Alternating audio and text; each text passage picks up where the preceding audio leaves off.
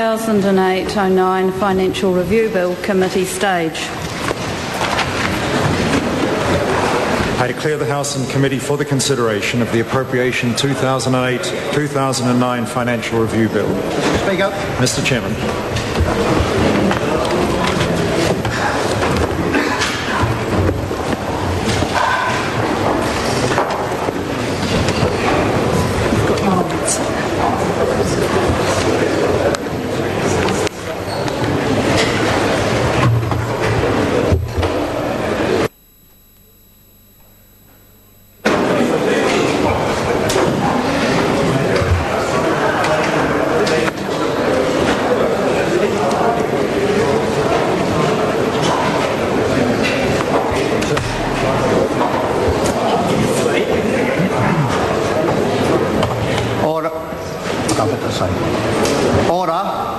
The House and Committee on the Appropriation 2008-09 Financial Review Bill. The Financial Review Bill is a committee stage of the Appropriation Financial Review Bill. The time allocated for this debate is 4 hours and comprises two distinct elements. The first is the debate on the annual financial statements of the government as reported on by the Finance and Expenditure Committee. Once this has concluded, the committee debates individual financial reviews of departments, offices of Parliament and non-departmental appropriations as reported on by select committees. The debate on the government's financial position may be a fairly wide-ranging one, but the debates on the individual financial reviews of departments, offices of Parliament and non-departmental appropriations should be relevant to their performance in the 2008-09 financial year and their current operations.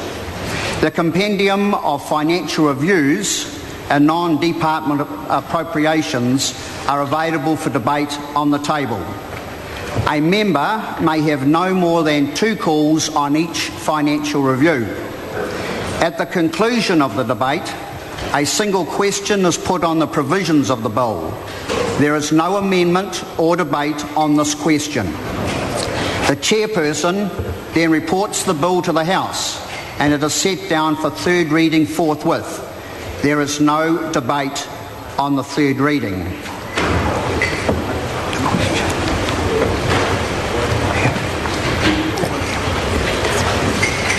Will members please turn to the report of the Finance and Expenditure Committee on the annual financial statements of the government.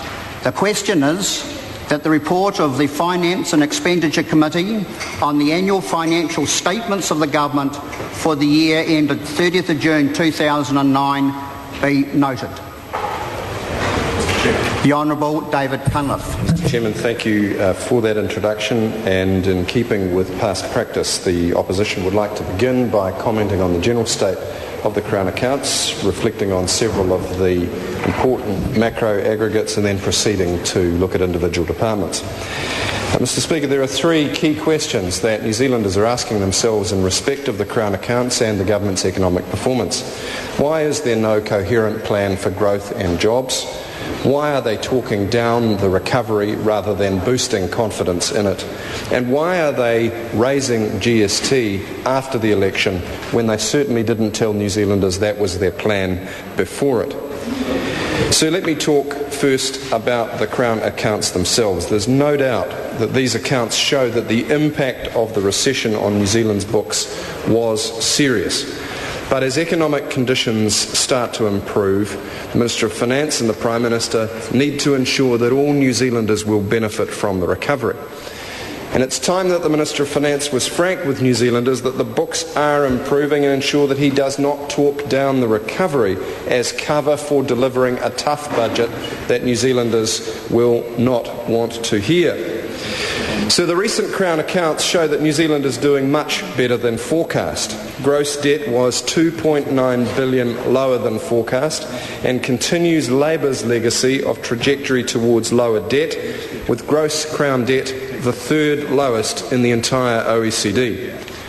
The operating deficit was $1.4 billion lower than forecast, now only $630 million negative, and that closes the operating gap by around 70%, 70%. Net worth is $1.3 billion higher than forecast. Mr. Chairman, the Labour opposition does not pretend New Zealand's economy is out of the woods yet. To do so would be irresponsible. But when the gap between the forecast deficit and the actual deficit has been closed by approximately 3/4, so we believe it is time the government was frank with New Zealanders about the progress that is being made. New Zealand does not need to face a decade of deficits or anything like it. New Zealand does not need to forget about pre-funding superannuation and thereby risking the future of the scheme. New Zealand does not need to starve much needed social services and health and education of the necessary funding to offset cost growth. Mr. Chairman, it is very notable that some of the most successful of the Crown's investments were in the New Zealand Super Fund and ACC, both of which tracked above forecast.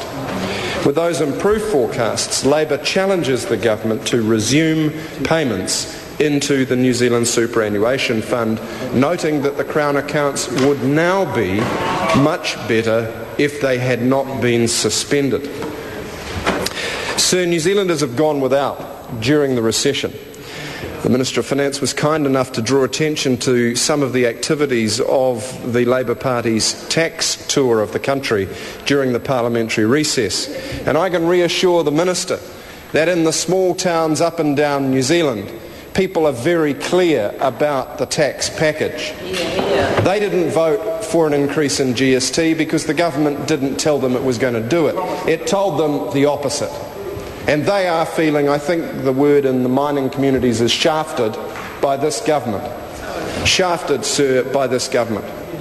And sir, what they really can't get their heads around is even if they could believe the rhetoric from the Minister of Finance that they would be, quote, no worse off after compensation, leaving aside, of course, inflation, which he wouldn't discuss today, then they cannot understand why it's okay for the middle class at best to stand still, while the wealthiest New Zealanders get a major windfall gain from a tax reduction from 38 cents to 33 or perhaps as low as 30 cents.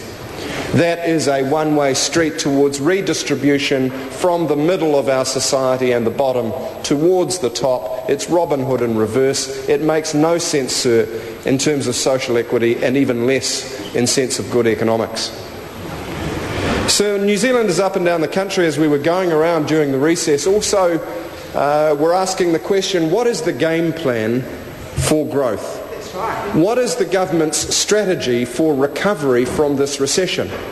Because in advance of the May budget, which the Minister of Finance, Mr. Chairman, the Honourable David Cunliffe, which the Minister of Finance knows well is going to compress new government spending to the lowest levels in many years, he is trying to convince New Zealanders that the crisis is still as bad as it looked 18 months ago. And it patently is not, because the gap has been closed by 3/4 of those original forecasts, as revealed in these Crown accounts. And the risk, sir, in trying to keep New Zealanders gloomy so they will accept his harsh medicine, is that he's not telling them the full story and he will talk down the prospects of recovery. And it's no surprise, sir, that the commentators and journalists, even on perhaps the more conservative end of the media spectrum, people like Fran O'Sullivan, are increasingly saying, sir, we are frustrated with this government that seems incapable of making decisions, incapable of laying out a plan for New Zealanders that business can understand and investment can get behind. And sir, we have a duality, where business says they want to see a game plan and ordinary New Zealanders are saying the game plan you're showing us so far looks absolutely rotten to us. And that's why this government is stuck in a cold hard place between the focus groups that the Prime Minister can't take his eye off and the reality of the Crown accounts, which is that the books are improving. And the books are improving because we're moving out of a cyclical recession. A recession that we went into with some of the lowest debt and lowest unemployment